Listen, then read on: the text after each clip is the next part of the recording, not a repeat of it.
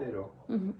Hola, buenas tardes. Estamos en el Instituto Cervantes de Estocolmo en el ciclo de clases dedicadas a los grandes maestros del arte español.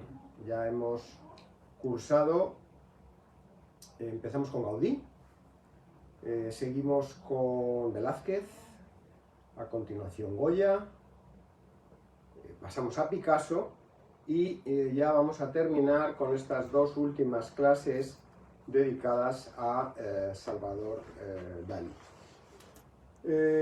Bueno, esto es un curso del Cervantes, un curso especial, un curso de cultura, y en el cual, bueno, pues tenemos a nuestros alumnos aquí por razones de protección y de la intimidad y de transparencia, pues están aquí en clase, pueden intervenir desde luego en cualquier momento, no alteramos para nada la clase, y vamos a empezar en unos momentos a seguir la trayectoria de Salvador Dalí. Bueno, adelante.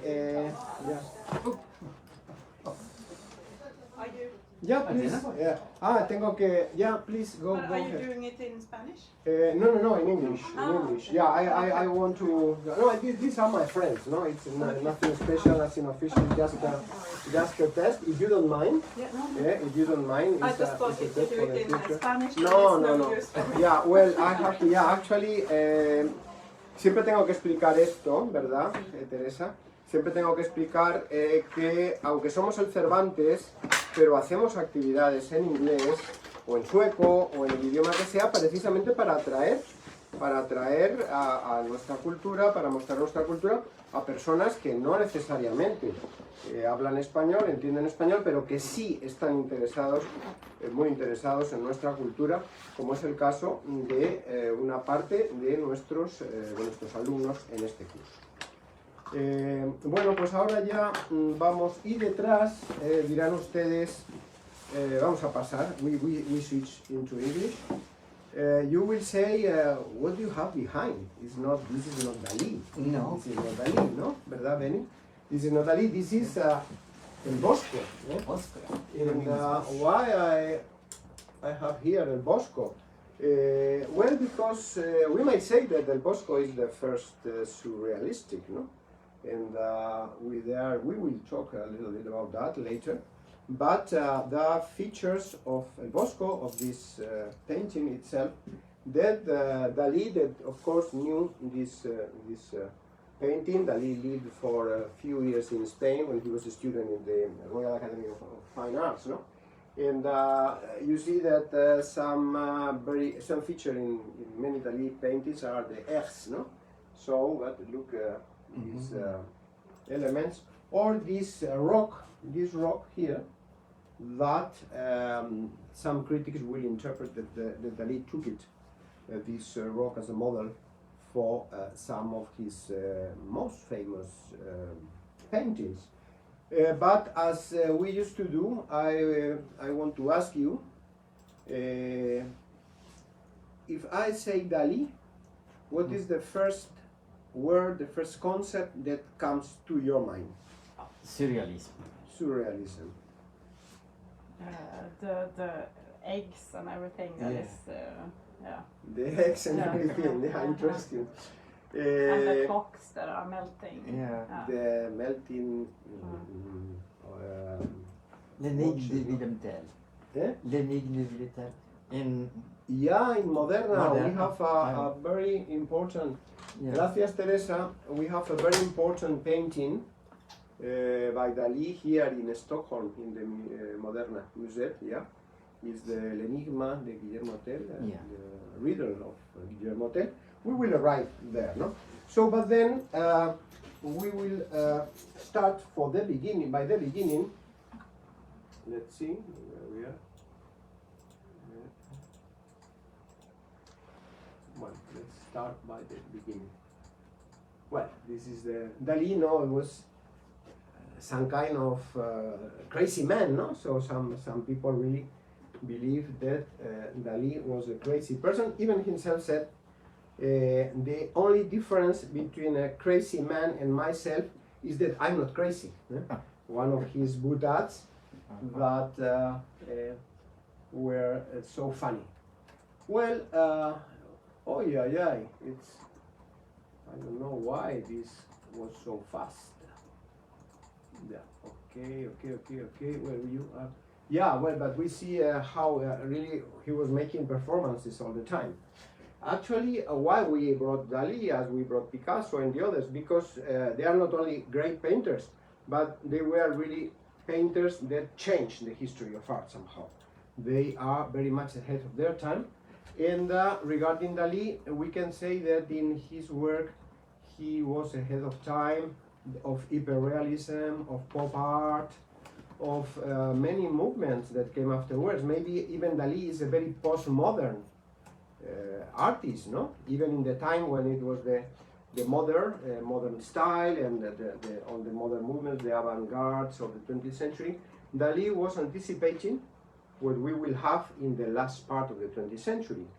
And one feature that really is telling us about that, no? Is that he knew very well the tradition, and he comes back to the tradition, to the history, to the Renaissance. He loved, he admired, he knew very well the classical artists from the Renaissance. Also, he admired very much, I think that above all, maybe Velázquez and Vermeer. He really admired very much Vermeer.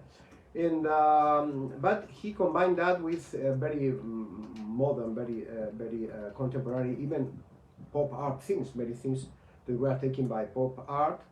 The very Andy Warhol stated that, no, that Dalí was the great reference for them, for the pop artists, no. But he created that character. And actually, he was a very good marketing, no? Because he created that character that made him so popular. Also, they irritated many people. I remember my father, when he saw Dalí in TV, he was, oh my God, he's like a clown, etc., etc. But on the other hand, everybody admired his technique. That was really amazing. Sí, one moment, please. ¿Qué ocurre? The videos no se puede ver no se ve el vídeo en Facebook, que me he metido para revisar si se ve ahí y no se ve. Entonces voy a crear totalmente el evento. Tú si nos sigue y ya está, yo que el vídeo cortado porque quieres que se publique, pero bueno, no se ve. Vale, bueno, pues creo que es. Ya, pues bueno. Ah, pues sí lo está viendo. Ya, Vale. ¿Hay comentarios o hay alguien que lo vea? Sí, una persona. Bueno, Perdón. pobre. Well, okay, we continue. Bueno. We continue, and yeah, so this is an image in his village. Well, his village, place where he lived very many years in Caracas. Well, he was born in Figueras. Figueras, you have it there in our map, is to the north of Barcelona, in the way to France. Aquí? Yeah, very near of the France border, near to the Mediterranean Sea, no? So, and there you have the museum, the Dalí Museum in Figueras. If you haven't been yet there, I highly recommend you to visit. On the other hand, the area is wonderful. La Costa Brava, Figueras is near the Costa Brava, near the coast. It's like the Spanish Riviera. Got a beautiful color of the sea, actually are the cliffs, the Mediterranean cliffs, and so it's a wonderful spot. So I really recommend you to visit there, with culture everywhere, with the nature, and with main good weather most of the year. Well, okay, he was born there in Figueras. His father was a notary. Actually, there was a wealthy family of the bourgeoisie, the Catalan bourgeoisie. Was a very strict man that had a great influence in Dalí. In spite of being very strict and severe, but actually he embraced, no, the idea of Dalí since very young to be a painter. We can imagine that someone that was a notary there, from his son that is pretending or claiming to be an artist, could have refused, no? Say, no, the artist is not a serious thing, like a notary or a lawyer or whatever. But yeah, he let, of course, Dalí develop his talent.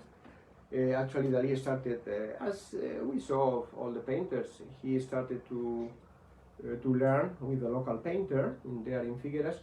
But the father told him, well, okay, you will become an artist, but you have to go to study to Madrid, to the Royal Academy of Fine Arts. That was the place to learn the job of painter. No? Well, this is a portrait of his father that Dalí was made very young. He made a number of portraits of his father. And his mother, this is a portrait that Dalí made very young, when he was about 15 years old. Again, when we talk about Picasso, we saw that in a very, very early age he had already a fantastic technique. And this is the case of Dalí also. No? His mother died when he was very young. I think she passed away when Dalí was 17, something like that. No? Dalí was born in 1904. So he loved very much his mother, of course, and then Dalí stated that it was the worst moment of his entire life. That when he was old already, he stated that, and even we saw that well, it's complicated, no, to understand the personality of Dalí. He was someone, as we mentioned, with a very strict education. And there are some episodes that mark his temperament, no, and his psychology. No? And one of them was that he bore the same name that a brother of him that was born, that died only 9 months, more or less, before he was born. No? And he had the same name, Salvador. So that made an impact in him, no? On him. Also, the education very strict, as I mentioned. And so when he was in the age of 6 years old, his parents took him to the tomb of his brother, and that made a great impact to him, up to the point that he arrived to think that he was the reincarnation of his brother. No? And so really that made an impact in his mind. We must have in mind that Dalí was extremely sensitive, as it used to happen with the artists, no? Extremely sensitive. Other thing that really marked his life, especially his sexuality, was that in a moment when he was a teenager, his father showed him, or left a book there in a place that he could really watch it, or with all this sexual transmission illness, no? So Dalí was terrified, no? Thinking, oh my God, if I have sex, I can have all these terrible things, no? So that also made an impact on him. Well, this is a private thing, of course, but the sexuality of Dalí actually influenced very much in his career as a painter. That's why it's also a matter to study somehow, to look at when we are studying the work by Dalí. No? Well, okay, Dalí made a lot of drawings, a lot of paintings when he was very young, and at the age of 18, somehow, he went to Madrid, to the Royal Academy of Fine Arts, to study fine arts there, no? And the dormitory at the time in Madrid was a very particular place called La Residencia de Estudiantes, students' residence, that was more than a dormitory. Actually, they have cultural activities, they have gatherings, and there he met some other outstanding artists of that period. Federico García Lorca, you have the photo of Federico and Salvador Dalí, and also Luis Buñuel. No? Imagine what the three guys, not together. And they became very, very close, very friends. Who was the last one? Buñuel, the filmmaker, okay. Luis Buñuel, the filmmaker. So it is said, it seems pretty clear that Federico and Dalí really had an affair. I mean, it's clear that Federico was very much in love with Gaudí, and Gaudí with this sexuality that really, we might say, bisexual maybe, but more than that, we would say that he had always, at least at that time, that fear, that distance with sexuality. No, it seems that he never really had sexual relations. Well, he stated that when he met Gala, his wife, years later, that he was a virgin at the time. He had not sex either with men or with women. No? So a very important, as we mentioned, Dalí was born in Figueras, but actually the family had a house in Cadaqués.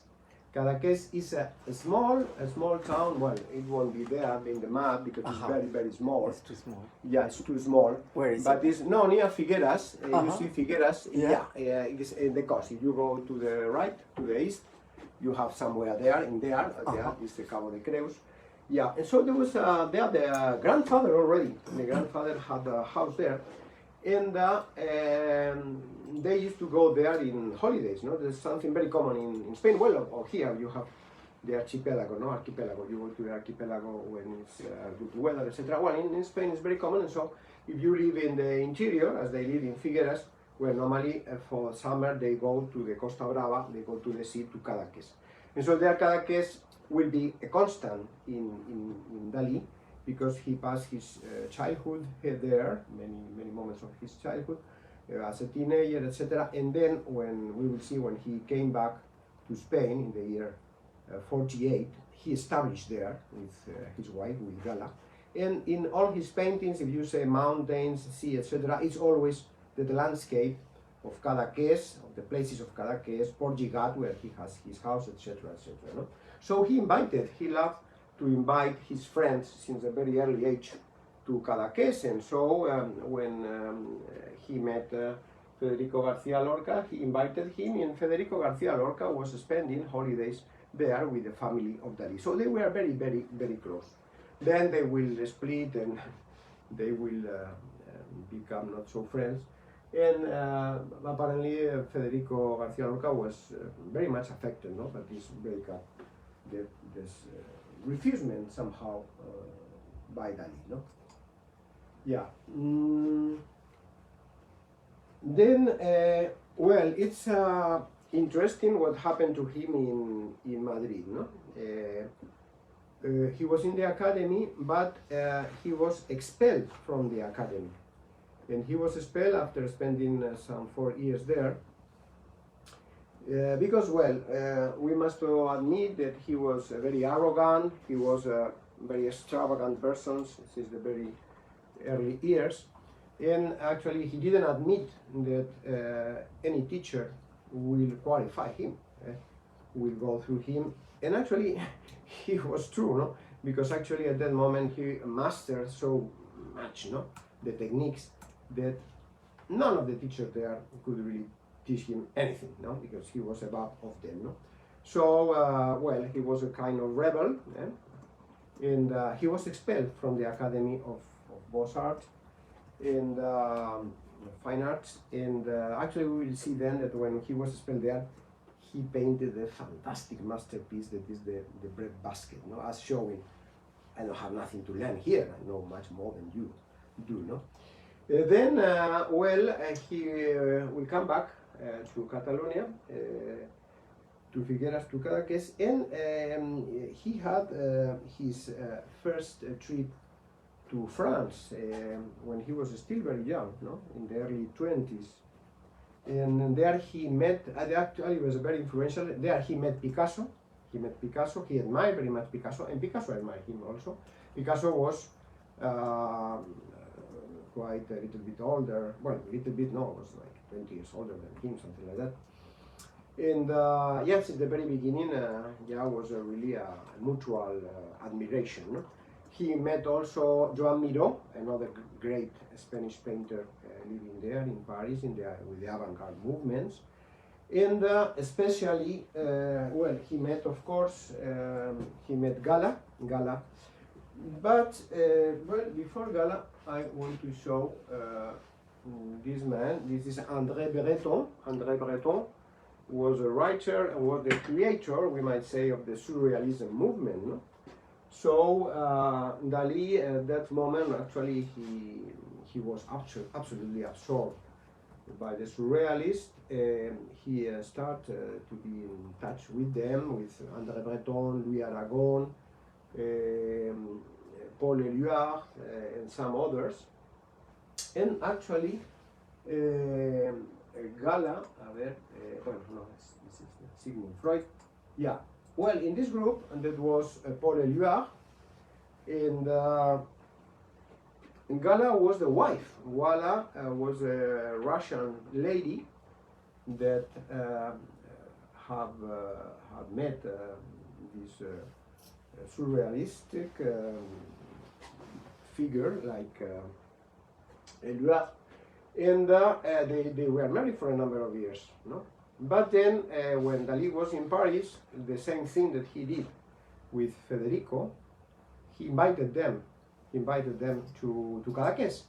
And so they went there together, Éluard with Gala, her wife, some other people of the group, and then at that moment they fell in love, Gala and Dalí. So Gala, that was a interesting woman, very particular. Well, she finally split with Éluard. She had also an affair with another surrealist, another painter, Max Ernst, a very important painter. But finally, she was close to Dalí, and they got married, and they spent the rest of their lives together. No? Although, again, Gala herself had apparently a lot of lovers during her life. Dalí accepted that and was even happy about that. It was a very strange kind of couple, but again, they were ahead of their time with a way to live the life in couple, the sexuality, in a very different way, no? as is the traditional one. No? Then there was the years when Sigmund Freud was very famous and very important at the time already, after has come out with his theories about the psychoanalysis and his books like the interpretations of dream, no? I don't know how they say in English exactly, la interpretación de los sueños. And then we can understand really that Dalí was obsessed, with Freud. No? Number one, he had really these problems because of education, problems of sexuality, etc., etc. And then he had gotten in contact with the surrealistic movement, so that is really based on dreams. So Dalí wanted badly to meet Freud. Actually, he went a couple of times to Austria, to Vienna, to meet Freud, but he was not able to. It was a failure, no? His visits, and only later on he was able to meet Freud in London. No? Well, it's an anecdote. I'm sorry to be personal in that way, but Dalí there in Vienna, one of the things that he did every day trying to meet Freud was to go first, and he says that in his book, the book of sort of memory, that he went to watch a painting by Vermeer. Painting by Vermeer, it is the painting lesson that now is in the History Museum of Vienna. And every day, being in Vienna, he went to visit. No? It happened to me. I didn't know this anecdote till recently, but when I went to Vienna, I really was absolutely absorbed by this painting that now is in the Kunsthistorische Museum. And I couldn't really get out my eyes from that painting. No? It's something amazing. And now, well, I discovered that Dalí happened something like that. No, it was like this. I understood there this Stendhal syndrome, no? When you are captured by something, by some beauty, and actually, yeah. Well, that means we can understand, no? Because he was so attracted by the light, no? By the light, by the space. And Vermeer, as we mentioned about Velázquez, is somehow a painter of that, a painter that really master to paint the light, master to paint the space, but really we cannot touch, no? And yeah, that's why it was very influential. Well, then the encounter with Freud was not really what very special for him, no? Because actually Freud, well, saw a young guy that he was not interested in knowing him. He didn't know who Dalí was. And actually the only thing that we know is a sentence that he said something like, well, Dalí looks like the prototype of a Spanish guy, a stubborn guy, or a passionate stubborn guy, something like that. No, not very, really cool for Dalí. That should be really disappointed, no? Because actually for him, Freud has brought light to many things, no? And even probably he expected to have light on Freud shed light on his personal life and all this complex that he had in his mind, no? Yeah. Well, we come back to the beginning. Yeah, and this is really something that was very rare in the history of painting. It was called El Jardín de las Delicias by El Bosco, but where we saw, especially in the middle part, all these creatures that and fantastic things that really, or especially here in the hell, or with all these scenes of the hell, where we see scenes that can be taken from dreams, from nightmares, moreover, and also many sexual things, no? How sexuality was sort of obsession for painters, or in this case, and it's going to be a constant also in Dalí work, no? So let's say that surrealism, yeah, starts as a movement in the 20th century, but it doesn't mean that before there were surrealistic features. Goya is another, we mentioned about that when we talk about Goya, no? Well, to remember, El sueño de la razón produce monstruos, no? And the series of caprichos and pinturas and black paintings where really Goya, in this and final part of his life, showed himself as a surrealist avant la lettre, no? Because at that time nobody talked about realism, but actually Goya depicted dreams, or more than dreams, we might say nightmares, no? Because they are mostly nightmares and monsters and all these kind of things, no? Yeah. Before embracing surrealism, there was another movement, although maybe we cannot say it was a movement, it was like an explosion, like the birth, the Dadaism, no?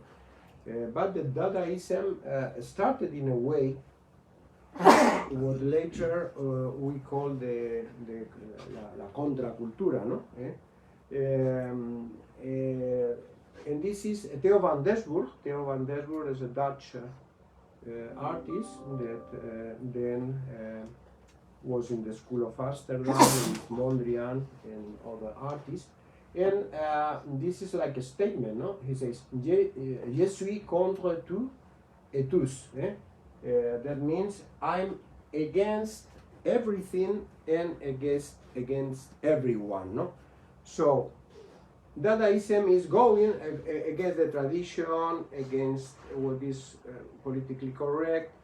It's a sort somehow of revelry. Dadaists are rebels, definitely, no? But that is the beginning of that. We are talking about the first years of the 20th century.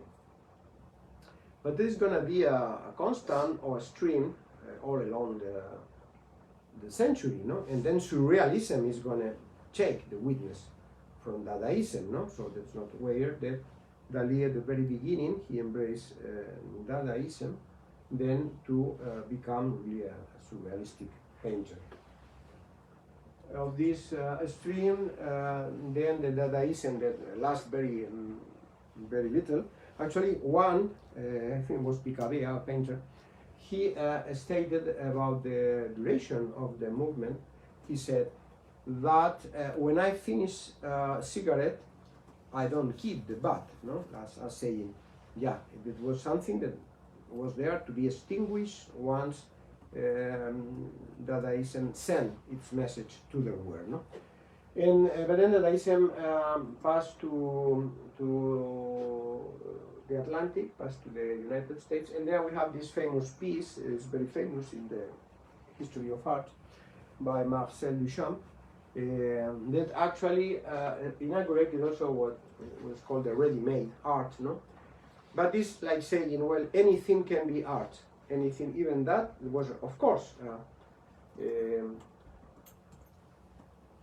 kind of, well, it's a provocation. Actually, it was a very provocative work. But to say that, well, anything can be art. If you take it out from the context, why not? And so that started, they paved the way for all the performances, all this contemporary art, that sometimes is very irritating because it's very provocative, no? Well, this is the very first painting we keep from Dalí, in this, well, the country's landscape, the countryside. Well, it's not, I don't have clear the date because, well, this is taken from the catalog of the Gala Dalí Foundation, no? It's a foundation that was established, is there in Caracas. And they have made a very complete catalog of Dalí works. I can pass you the link, or you can Google it, and you have there practically all the known works by Dalí. So it's interesting the exercise to go one after another. And so in this, it gives 8 years of difference about the time it was painted, no? So that means that it could be painted when Dalí was only 6 years old or 14 years old. I think that for 6 is too much. For 6 is too much, no? Anyhow, even if he was 12 or 10 or 14, well, it's quite amazing, no? That he's able to paint that with this perspective and with that idea of how to paint, no? Also was very important for Dalí the encounter with Pichot. Pichot was a family that bought a property there in Cadaqués near the summer house of Dalí family, and they were very much lovers so far. There was a father with 7 or 8 children. And actually, one of the children, the second one, was a friend of Picasso. Actually, we mentioned when talking about Picasso, actually he accompanied Picasso in his first visit to Paris, no? There were the 3 of them, Pichot, Picasso, and Casagemas, the one that committed suicide when they arrived in Paris, no? And this Pichot family, well, they also were very happy to welcome people from the cultural world, no? Actually, there were gatherings in Pichot House with people like that, with Picasso, or musicians like Manuel de Falla, painters like Degas, the famous also French painter. I mean, and probably the very young Dalí started to watch for the first time, because these guys, these Pichot used to go very often to Paris, and they go. For sure, they have already paintings from the great painters of the avant-garde. It was the very first time that Dalí entered in contact with the contemporary art, no? Well, all these are childhood paintings, no? But you see, this is a Dutch interior. Of course, he was exploring, he was learning and exploring techniques. It was the time of the post-impressionism with his childhood, and he developed. This is a vision of night of the port near his house. Okay. So this is his grandmother sewing. Also, he has a lot of paintings where his grandmother or his sister was sewing. No? This is one of the pictures. The brother of the painter. It was a great, well, quite good cellist. Actually, he was mate of Pau Casals, the great cellist from those times. Also Catalan. As you see, it really was a lot of Catalan artists of great talent. No.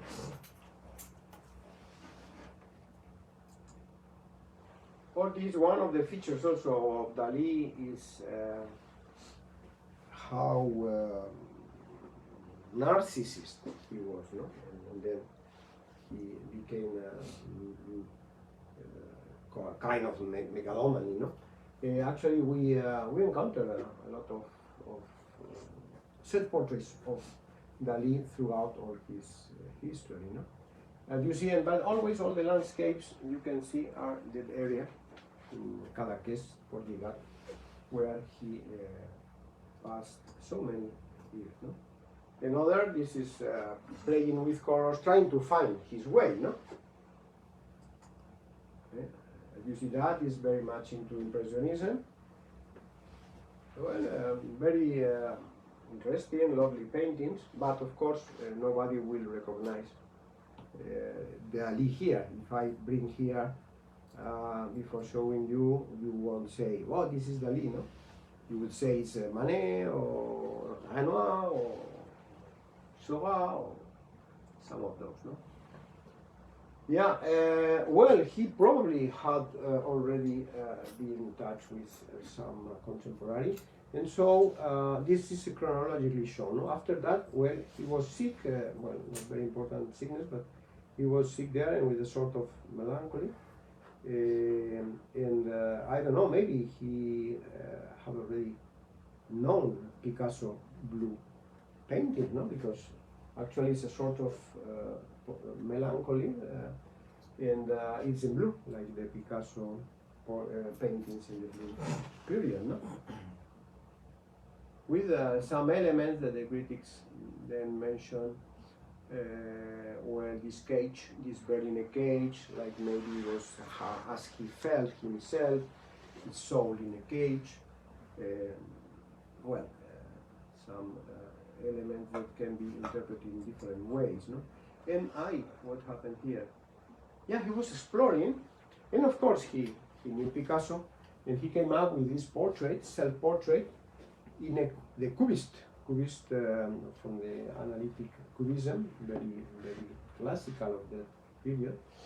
And then with collage, here is like a newspaper where he made a collage and he put the word libertad, no? So if we add that to the cage, we can feel this feeling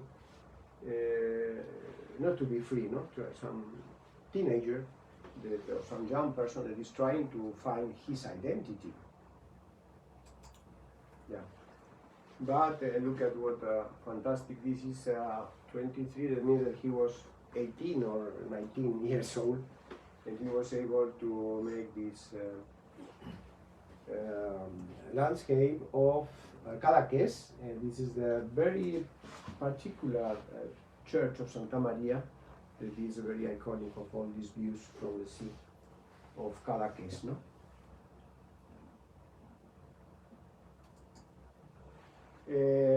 Well,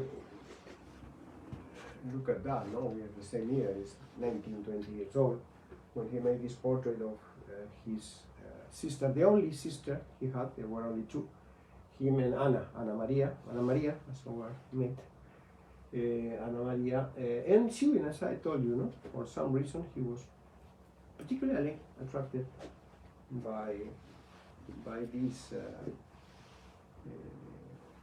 fact, no? That women, it was very common at that period, of course, even when I was a child, and probably in your time also, was your mother or your sister always sewing the garments that were. And this is one of his mates, that we mentioned is Luis Buñuel. Luis Buñuel, again at that period when they were students. And actually, well, he made a couple of movies. One of the first movies of Buñuel, El Perro Andaluz, Le Chien Andalou, L'Âge d'Or. That's where they cut the eye. Exactly. Yeah. They would start with that scene that is an eye and is a gillette, a blade, and it seems of course.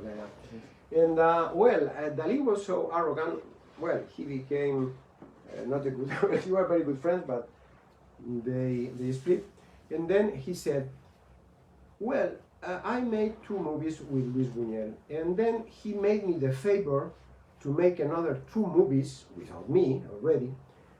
And so it was very clear who was the genius, no? He came to say, who were the genius aspects of the 2 first films were me, because the other second 2 films, no? So I say, well, of course, he was too arrogant. Buñuel became, one of the greatest filmmakers of the 20th century.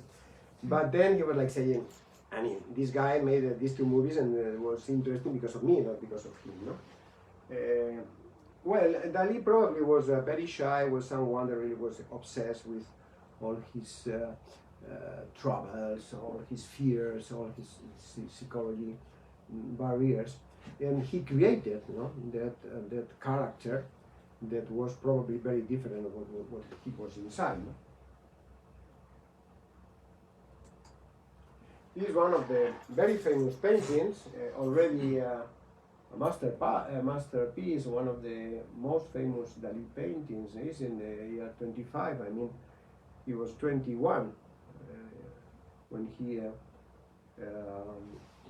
portrayed his sister, what has become a sort of icon, no? And this is always this bay of Portugal where they live in summer. And look at that, no? There are some really very interesting things, no? This is the reflect of the houses that are here. And this is very interesting because, when Dalí was obsessed with things, so at that very early age, he was already probably obsessed with these houses. There were small houses of fishermen. He finally purchased these houses, and he made his residence for the future. Even in the year 45, more than 20 years after that, he had his residence there with Gala, that now is the Fundación Gala Dalí, no? And by the way, that he was, for someone in 21 years old, we can see that to draw and to paint has no secret for him, no? He really was a master of techniques at that very early age. He had nothing to learn in the school of Boston. This is a portrait of his father, where we can see already there's someone who's very serious, very strict. And actually the relation was very complicated, especially when he met the surrealist group in Paris. He became like them. He became really naughty. They were naughty people. Also, there's somehow the Almodóvar, things that we see in Almodóvar movies, you can make the parallel with what these guys did, no? These rebel guys. No? So he adored his mother, as we said. But in a particular moment, he made a statement, and even he made a painting where he wrote, I speak every day on the portrait of my mother. Actually, he loved his mother as no one in life, and how he was able to say that, no? So when his father knew about that, he was furious, and he expelled him from the house. Okay? He expelled him, and they broke. And so Dalí made something that became famous. I'm sorry for the ladies. He masturbated, and he gave the preservative with that and said to his father, I don't owe you anything. No? So that was Dalí with some 20 years old. No? That was a character. No? But of course, we're sure that he had a great admiration for his father. We see in all the portraits he made of him. Yeah. This, they said that it was the very first surrealistic painting by Dalí. Actually, this is not a painting, but the study for a painting that nobody knows where is it. A lost painting that is taken by the first surrealistic painting by Dalí. No? This is in 1926. This is a study for La miel es más dulce que la sangre. No? Also, it's interesting to watch the titles of his work. No? So, honey is sweeter than blood. No? But the story out of that is that there was a lady there in Cadaqués, in that area, a lady from the village, that used to say those things. No? What meant that blood is related to the family, blood links, saying that honey is sweeter. So that really, when you discover money or you discover other people, you left the family behind to be attracted to those people or money or whatever. So, and actually this is a statement of Dalí. Probably was the very time he broke with his father, and his mother passed away, and so even although he always loved his sister, but maybe he was thinking about that, no? At the time he met Gala and so on. So here we start to see elements of this surrealist time. A beach, a landscape, these strange things on the floor, on the beach, on the sand. For instance, this sculpture without head, this is probably taken from Picasso. He had met Picasso already, and for sure he knew about some paintings of Picasso with statues without a head. Also, this is a dead donkey. Also, the donkey is some animal that is present in many paintings. With ants, no? Actually, he was very impressed when he was a child, when he saw some animal that was dead in the countryside, and he saw so many ants eating that, no? So that's why he incorporated that. And it's also one element that we can see in many paintings by Dalí. This is a symbol, it's said, about the death, about how everything passes away and is deteriorated in that nasty way. No? And this is also interesting. No? This is the head there. Maybe we can make a connection, the head with the statue. But actually, this also is necessary to know about the story. Actually, Federico García Lorca, used to make a sort of performance when they made a group of people they don't know, or they know for the first time. And so Federico García Lorca, he laid on the floor, he stayed without any movement during a long time, and so pretending he was dead. No? So up to the moment that people started to say, oh, that happened to him, etc. No? So he made this kind of performance, and Dalí remembered that in this painting. But also, in the moment that he has no relation with him, no? So it's after the split with Lorca, no?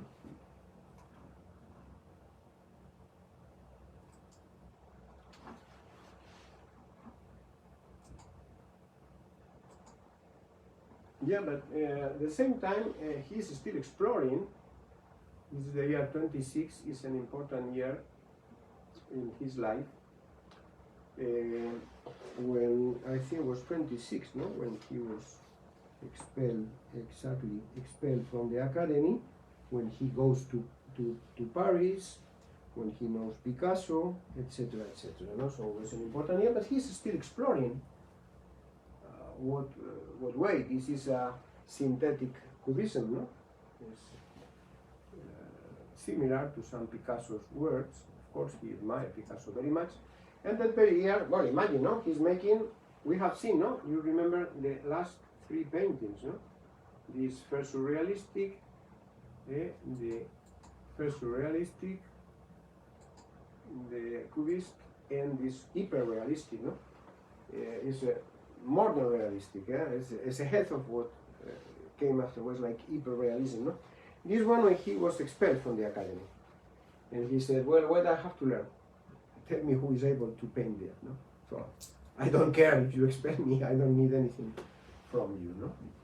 He will paint a similar basket, and some people are confused because this is 26, and then he paint again another basket, a little bit different in the year 45.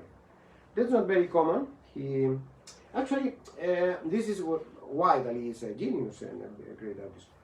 If he was able to make that and to have this quality of the bread and the quality of the basket and the cloth, etc., etc., he could continue like that. Imagine painting objects, painting portraits, painting whatever. But up to that point, say, well, I will be bored continue like that, no? And so the real artist is continuously exploring new ways, no? And so it's not only to reproduce the reality, what the painters have been doing during centuries, but to create new realities. That's the difference of the modern art or the contemporary art. It's not to reproduce their reality, but to create a new reality.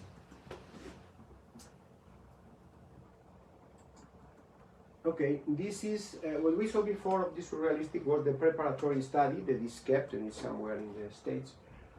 And actually, this was the painting, where you see the donkey with the ants and some elements that change. But actually, this is lost. Nobody knows right now where is this painting. If baby was destroyed, they knew that there were the first changes of honor. Those are documented, but in a particular moment, this painting disappeared, maybe was destroyed, or maybe is in the store of some museum or some place or some family, but those things happen, no? And all of a sudden, you have the news that Dalí painting appears somewhere, no? Maybe that can happen, no? But we see how Dalí, with contact with the surrealism, he is actually choosing that way, no? This is in the year 28, and with these strange titles, Carne de Gallina Inaugural, no? So carne de gallina is, well, in Spanish we say, I have carne de gallina, when you are thrilled, and so you have this, no? This, we say, tengo la carne de gallina, or tengo la piel de gallina, I have hen skin, hen flesh would be. Gåshud Yeah. in Swedish. ¿Cómo? Gåshud in Swedish. Yeah. You say. Inaugural. Inaugural is something that happens at the beginning, no? But you see, he started to create these atmospheres. Well, I think that it failed. One of the paintings that I brought was from Giorgio de Chirico, was a painter also that had a great influence in him. Giorgio de Chirico was an Italian painting from the early years of the century. He came up with what was called the metaphysic painting, no? So Chirico made this kind of atmospheres without any human figure or one or two human figures, giving an idea of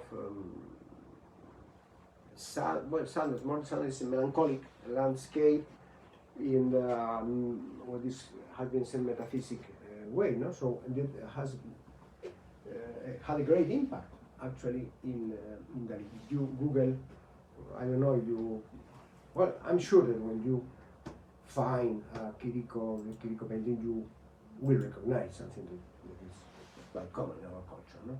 So Dalí is very much determined. Well, this is Paul Éluard. This is this 29. It's another year very important because it's when he meets Gala, and when he really, he enters without any doubt in the surrealism, no? And when he had this problem with his father, and he is out of the family, and so and so. Then this is Paul Éluard, no? Was the husband of Gala. Actually, they were friends. He was with Gala in Caracas, and but it's strange, no? All these people that were living this kind of life that then the hippies, no, in the 60s, somehow we reproduce. Maybe you are married with someone, but you have relations with some other, and it's okay, and everybody is happy about it, no?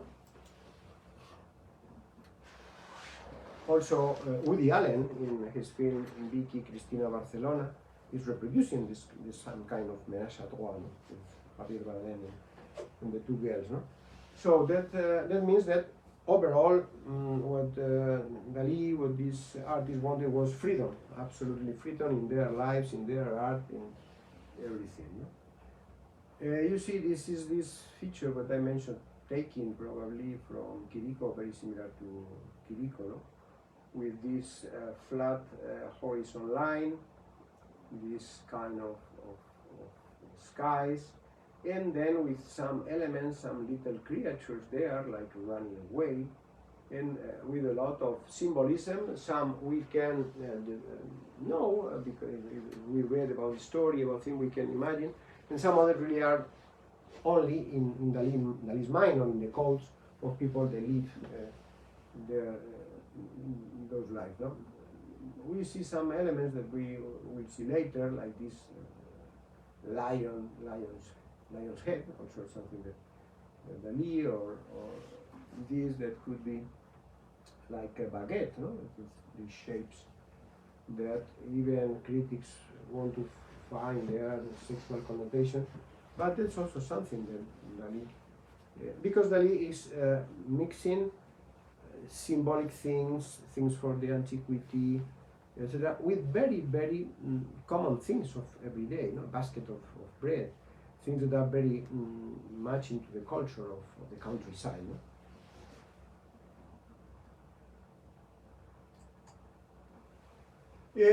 This is one of the masterpieces, one of the most famous, that is the Great Masturbator. This is in 1929.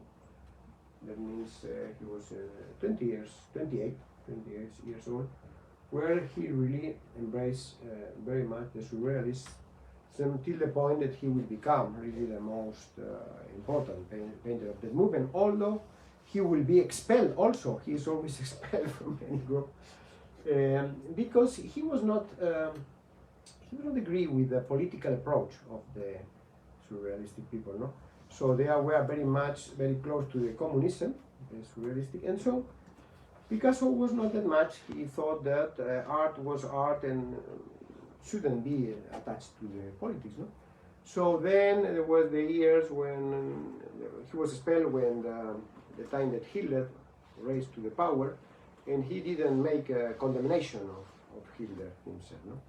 Then also he had been considered as someone close to the fascism, but it's not. I don't think that's really true at all. No, the point is that Dalí was not very much into politics, or was not very much as communist as used to be the artists at the time. And then he has an episode that is interesting to notice in the Spanish Civil War. It was after that, no, it was in 1939, where the Republican Army, of the troops, modern Republican Army, were the militias, the communists and anarchists and so that were fighting in the Republican side, that actually they tortured his sister and raped his sister, and made really harm to his father. No? So we can understand that in Spain, that unfortunately, almost everyone was touched by the Civil War.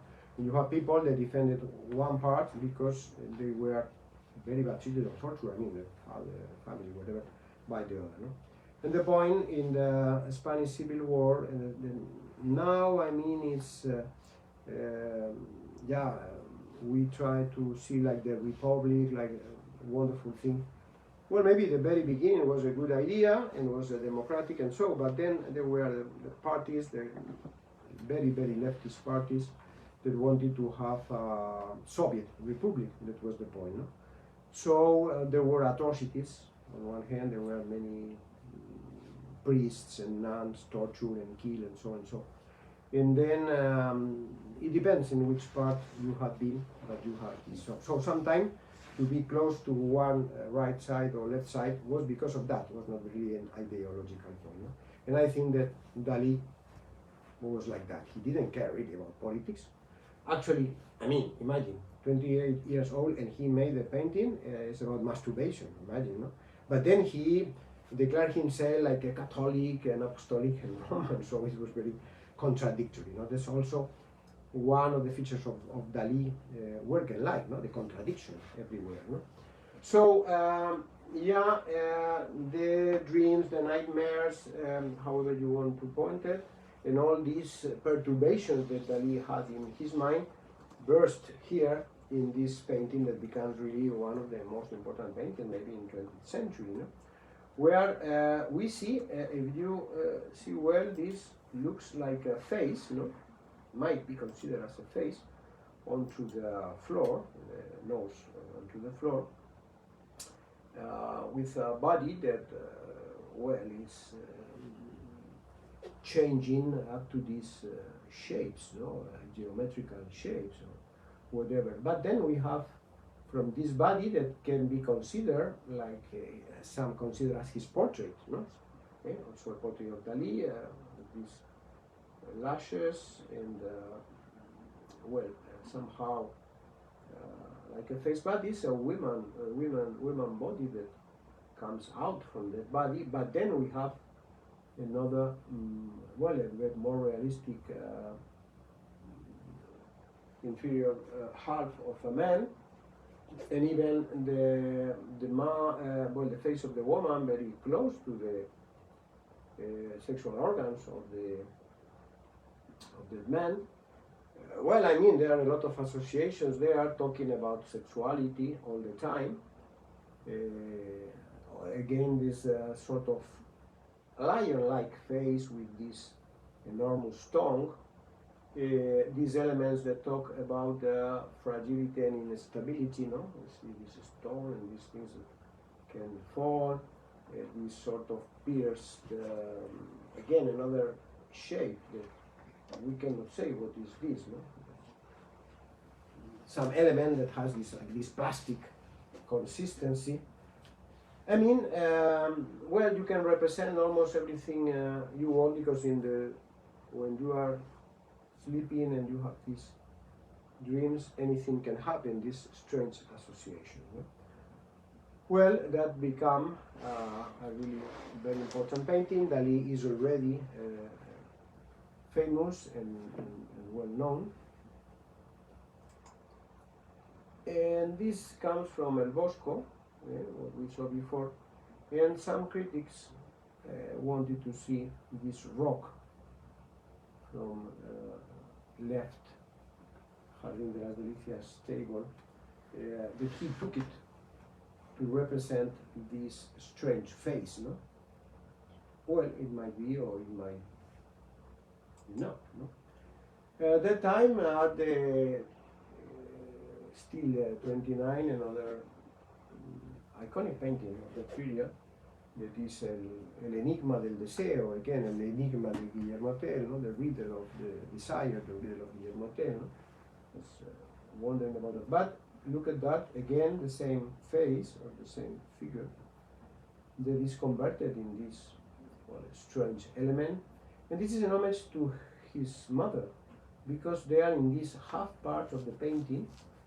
In these holes, you can see ma mère, my mother, in French, no? Sort of homage to his mother. It appears something here that looks not exactly like an air, but it might be because air is the origin of things, and of course, he will be a painting where we see an air and inside a human being, like about to be born from the air, no? So air, if he talks about his mother, and well, it has sense, no? That he's depicting an air, no? But also these interesting elements with holes that we see also as a common feature in many of his paintings. And you see this is a landscape very flat with a total horizontal line. In this very simple ground, and always these skies that are really reflecting the color of the sky in his countryside. But with all this, even if you see the sky, but you see how he's working with the different levels of blue and with the clouds and so on, giving really some very unique and very new kind of image, no? Sometimes he goes to the simplicity, as in this painting. This is a little bit later. El sentimiento de feeling, the speed feeling, no? Sometimes it's very difficult really to divine why he put those titles, no? But we see other elements that will become almost constants in his works, like the clocks. Okay? The clock here, the passage of time, another obsession, of course, and also the shoes, no? Also, for him, shoes will be important, some kind also, I don't know, obsession, whatever. These are the cypress that are the trees of the cemeteries in Spain.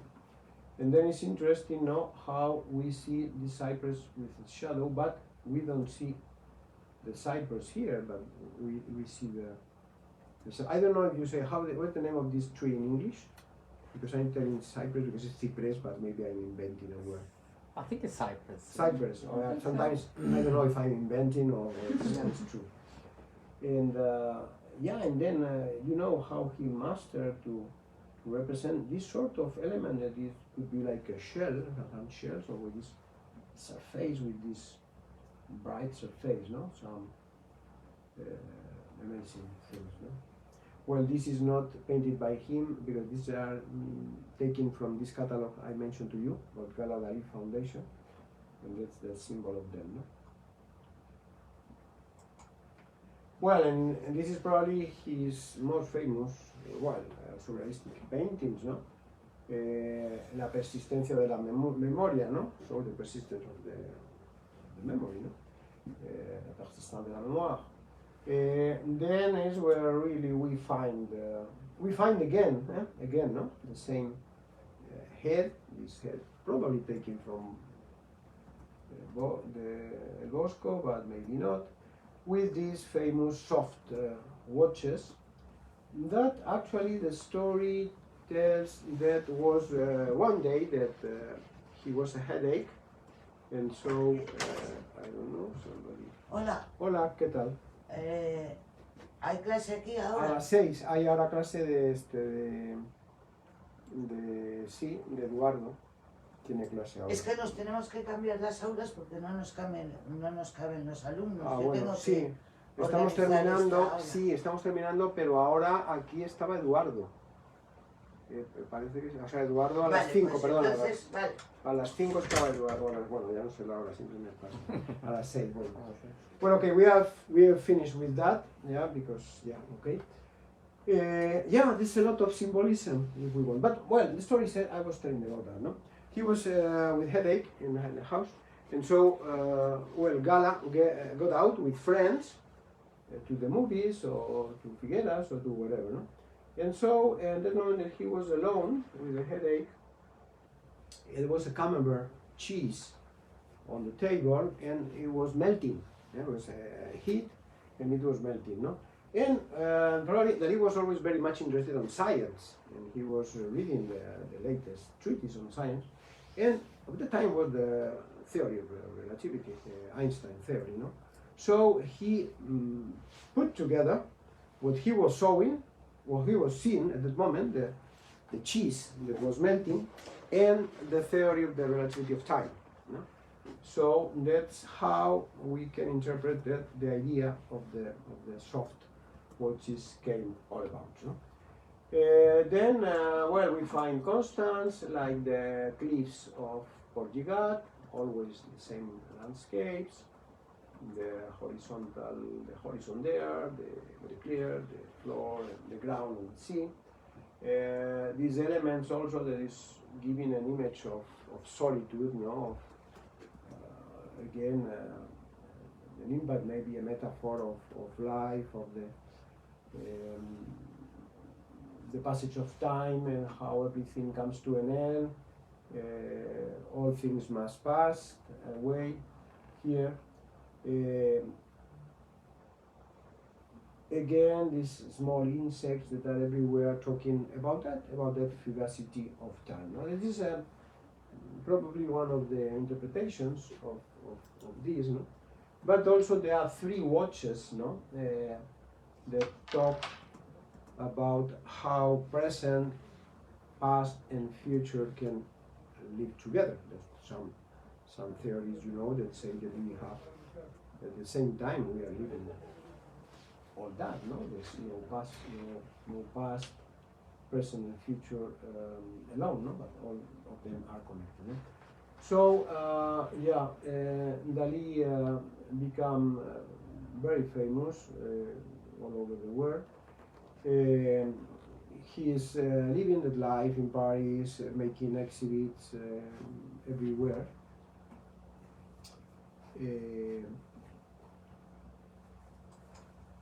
And as I said, expelled from the group of the surrealism because of be detaching from them, especially for political ideas. No?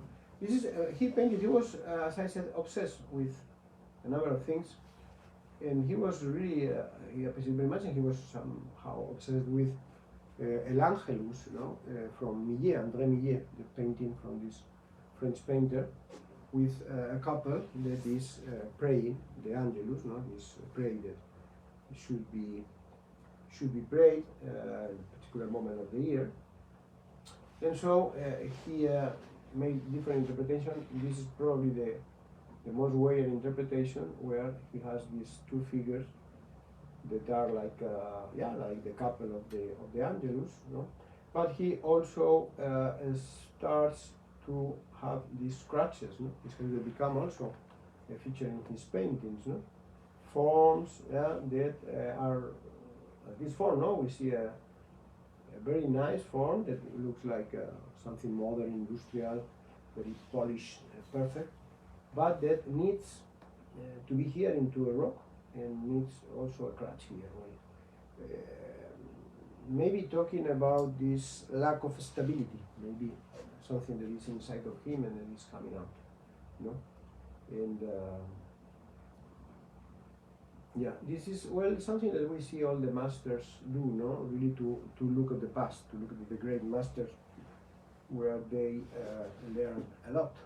And so Millet. And then it's a very interesting thing in the painting of Millet. I should have taken it. He said he was studying that painting, obsessed by that painting, that is displayed in the Quai d'Orsay, le Musée Quai d'Orsay de Paris. And he said, because they are looking at the ground, of course they are praying, it might be like that. But he said, it's not possible because they are in the potatoes field. He said, it's not possible that they are watching the potatoes. It must be something there. And so he had a theory that it was the enterrament of a child. It was amazing when years later he said that, maybe obsessed by the death of his brother, they made an X-ray inspection, and they found that were like a box, like a small box, like a coffin there. And very likely, or for sure now, the painting by Millet is not really that they are praying the Angelus, but that it is the enterrament of a child, but it's a not born child, Because you say, why to bury there in the field? Because it was not born, it was not baptized, it couldn't be baptized in the church and the cemetery, And then they say, the Angelus was at the noon, but that painting is at the dawn, So really this obsession of Dalí, he was right, absolutely. And years later, that was proof, this interpretation of the Angelus by Millet.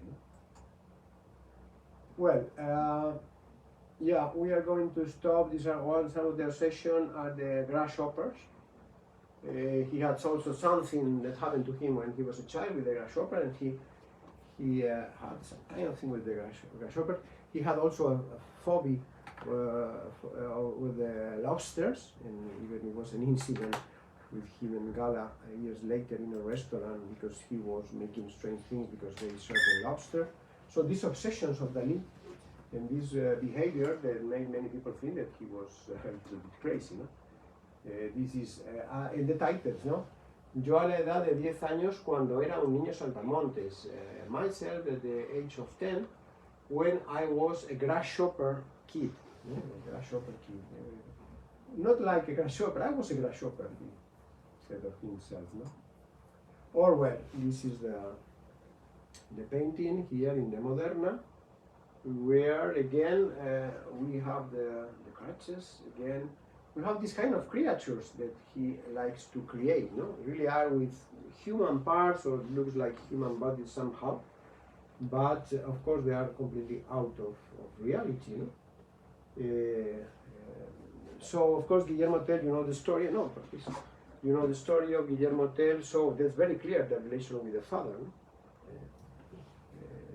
And so all these obsessions that he had making, and well, something like that, no? Again, the background, no? This is a black wall. This is a ground, or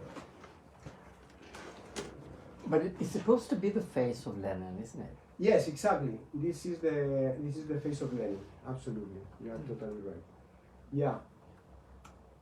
Why the face of Lenin? We are in the year 33.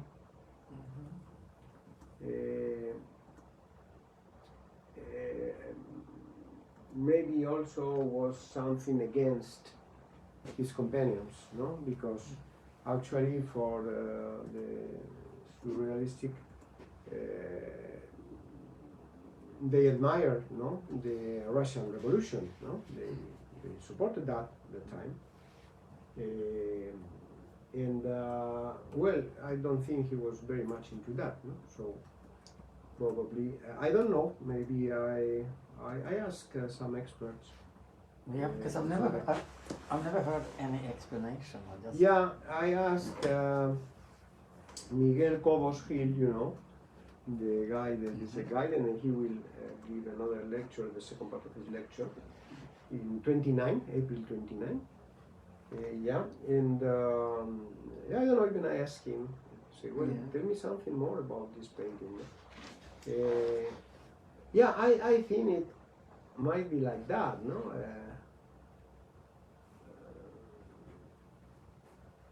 Why Lenin? Why Lenin? Well, actually, or maybe it was a joke, I don't know. Actually, there's another painting many years later, when he paid La Sagrada Cena, the Última Cena, the latest supper. And yeah, we will see, maybe, well, of course, you have seen the painting for sure. And yeah, apparently it's like a modern interpretation of Última Cena, okay. But then, if you don't know, you say, well, okay, it's a little bit representation of Jesus is like a blonde guy. So, well, we haven't seen before that Jesus was blonde. But then the point is that the portrait of a transgender person, very famous, and actually was his couple, somehow his couple. Like, we don't know what was a couple for Dalí, no? But actually, Amanda Lear, there was a singer, an actress, etc., etc., and he lived in there, no? And even Gala admitted this kind of strange family they had there in Cadaqués. The weird thing is that he represents Jesus with the head of a transgender person. No? You know, it was a joke, was extravaganza, whatever. I think it's the same. Yeah. Maybe it's no reason. Maybe we can say, no, he was not agree, he didn't agree, the communism, and that's why he put Lenin in that way. And Lenin, we might say, Lenin showing his ass, no? That you can interpret that. Say, yeah, absolutely. If you are following Lenin and you are a communist, right communist, you will be irritated, no? What is this guy doing? Putting, and it's, well, this finally is like a tongue, no? Like a tongue. Of course, many critics interpret everything in a sexual way. The tongue, well, they say that he couldn't have sexual relation because of his fear, what he saw in these photos, all these things in his head. Well, maybe is that, no? But actually, why Lenin, no? Is not very respectful to him, no? I think so. I think it was like a sort of Buddha, probably. He could put Lenin, or he could put I don't know. If now, if he's painting now something, maybe he put there. I don't know. Maybe Trump. Trump. Yeah. Maybe Trump. But to say why he put that, and even they say because that was what the surrealist movement stated, no? It doesn't have to pass by the reason. So leave the head and leave the hand free. Yeah? No, we don't want to pass by the reason. There's no reason. Why Lenin? Well, I don't know. In that moment that came to my mind, it was Lenin who came to my mind. This was really the surrealistic point. No? Freedom, totally freedom, and this ideas association. In Dalí we see very strange associations. No? This is a tremendous painting, not as famous as Guernica, but somehow in that. This is, well, the title is incredible also. Es construcción blanda con judías hervidas. ¿No? It's like soft construction with boiled beans. No? Yeah, but there are some beans here. That really, well, something apparently insignificant, but then he gives the title. Maybe at the very end, and it's called also the premonition, no? Because it's immediately before Spanish Civil War. It's 36, it's a few months before, ahead of the war. And so you see this incredible creature or creatures that are the representation of the two Spains, what we mentioned before, the two Spains destroying themselves, no? Destroying each other.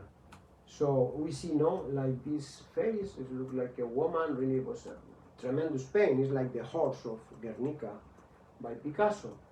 With this element, this is a breast. How this other is really stretching the breast, like trying to break the body of the other.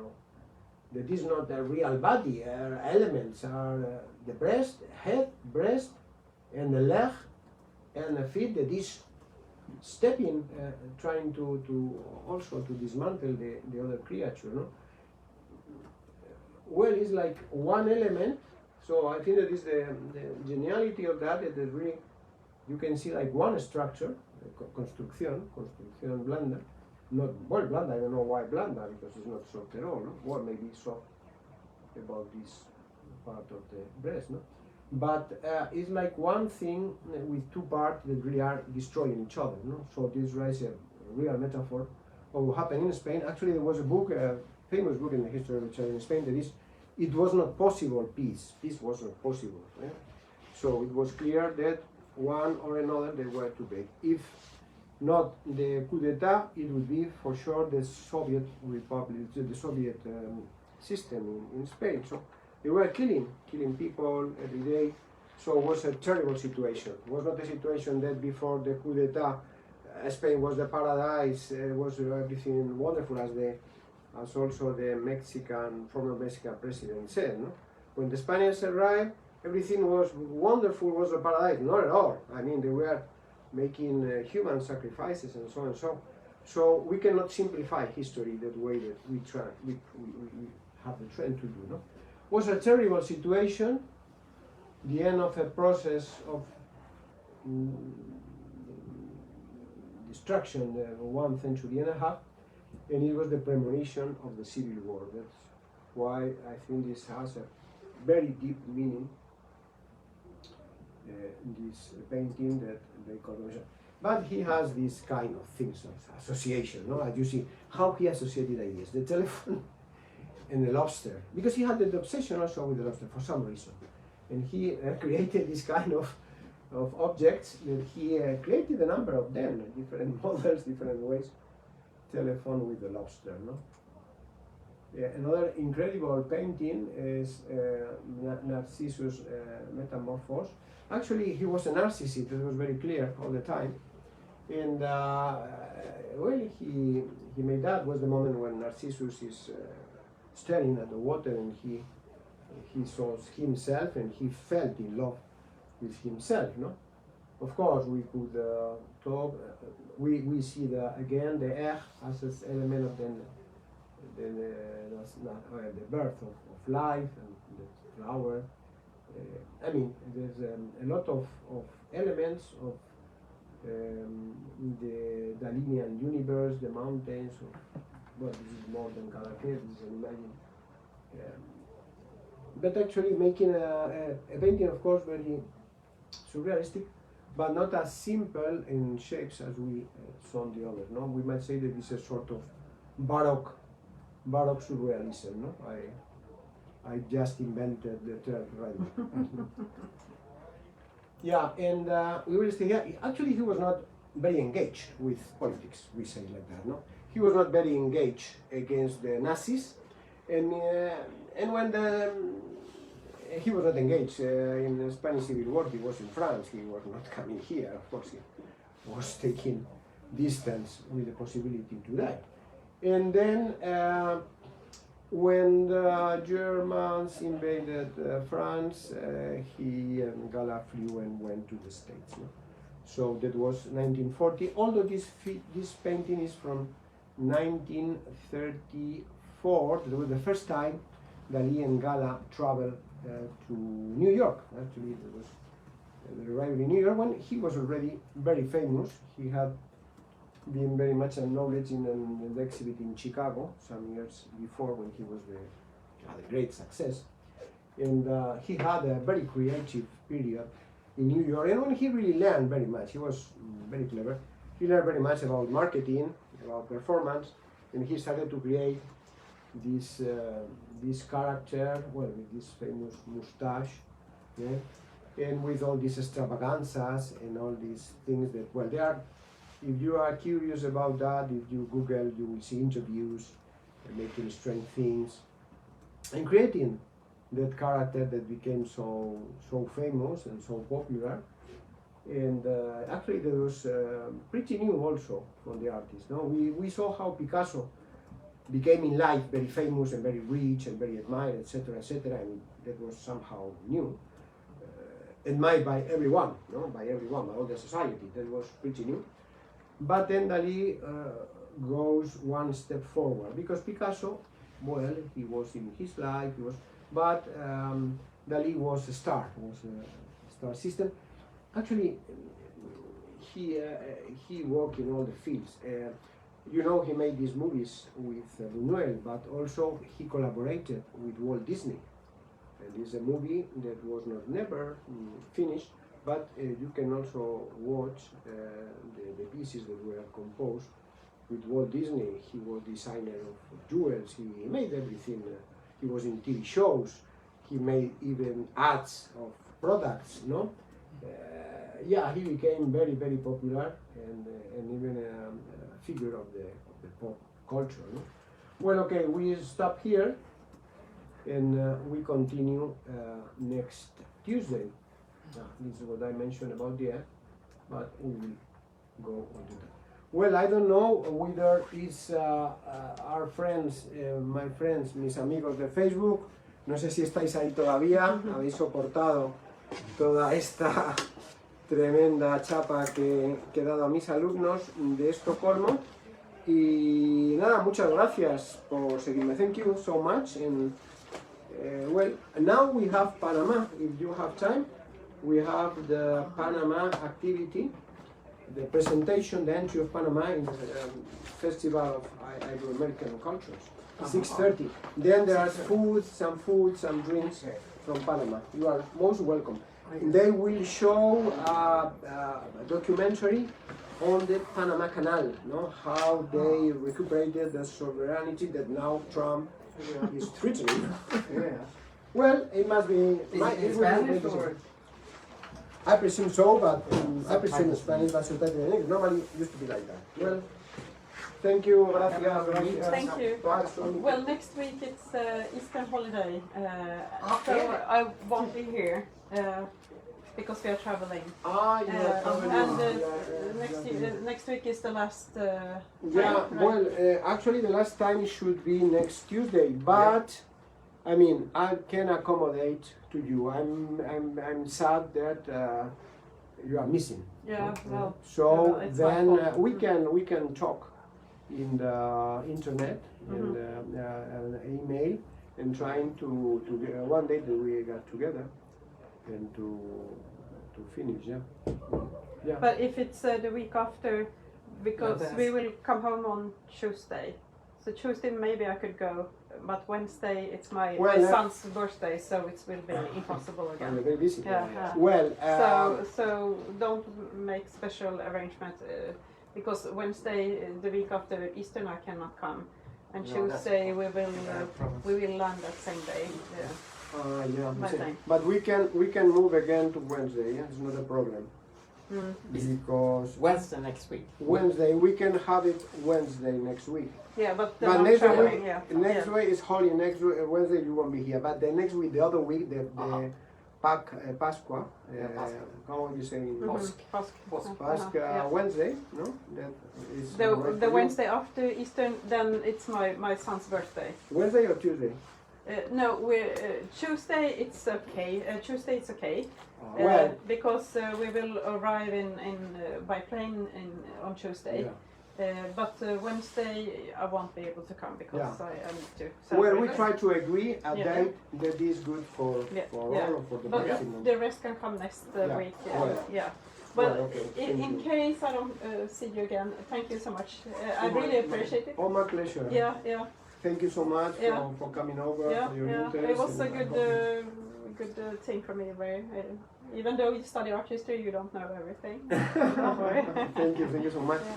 Then don't forget 29 is a Miguel lecture. The Yeah, I second think part I of the put it in the lecture. calendar. Yeah. How was It's it? 6:30 as Yeah. always. Yeah. Then I don't know because I think that I finally was able to send you the link to watch the first Yeah. part. Mhm. Yeah. Well, the only thing is that maybe he is doing it in Spanish this time because the other time, almost everyone. Well, I don't know. I will let you know. Yeah, I think I will it said do. in Spanish that he's doing it in Spanish. In Spanish. Yeah, because we were. I maybe. I think most people. Yeah, that's the Spanish. point here. I Just would me. love to have more and more Swedish, as you know. But I mean, new Swedish people, no? But most of the people are well, from Latin American origin or couples, or many speakers. We brought twice the interpreter, and he did nothing. He left without working a second. okay. So I said, what's the use of that? Yeah.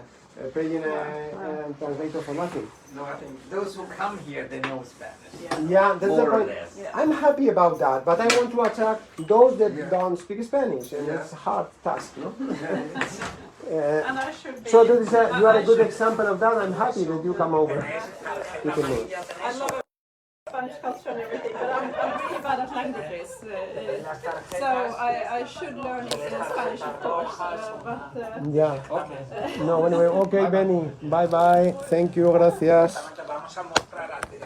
thank you anyway. I really. Bueno, pero es a las 5, ¿no? Menos mal que es mi compañero y es buena gente,